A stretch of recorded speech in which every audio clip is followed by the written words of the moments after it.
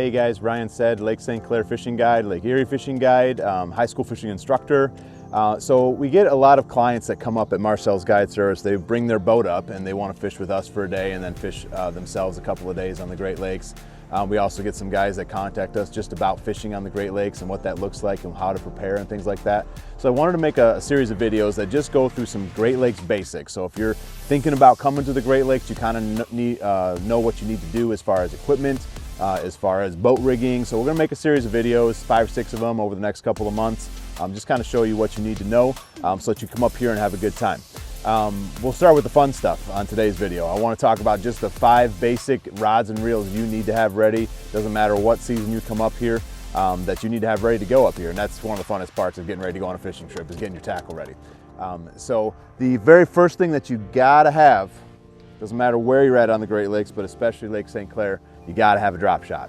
We'll talk a separate video on how to set this up correctly, how to choose different baits and lengths and all that. We'll do videos on all of these separately, but you gotta have a drop shot. Make sure you got a good rod and reel that you're confident in, that you can peg them on that drop shot.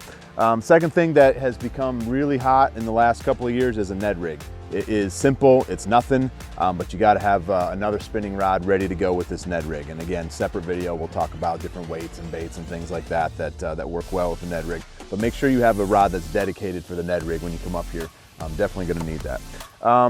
A tube is always a must on the Great Lakes. We've got a lot of gobies. A tube does a great job of imitating that. This one's kind of beat up.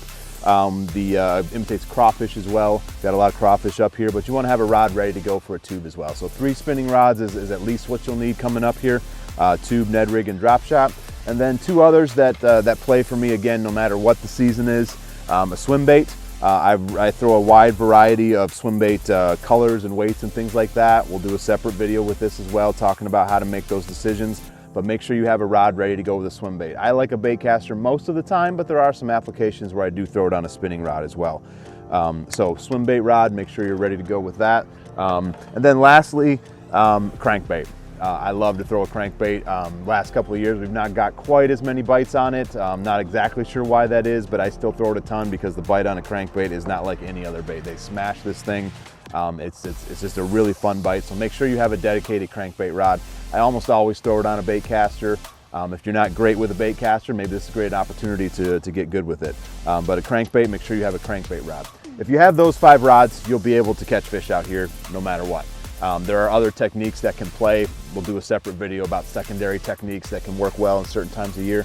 But if you've got those 5 ready to go, you're gonna be good to go to fish up here on the Great Lakes. So hopefully that's helpful for you, and hopefully you enjoy the videos we've got coming.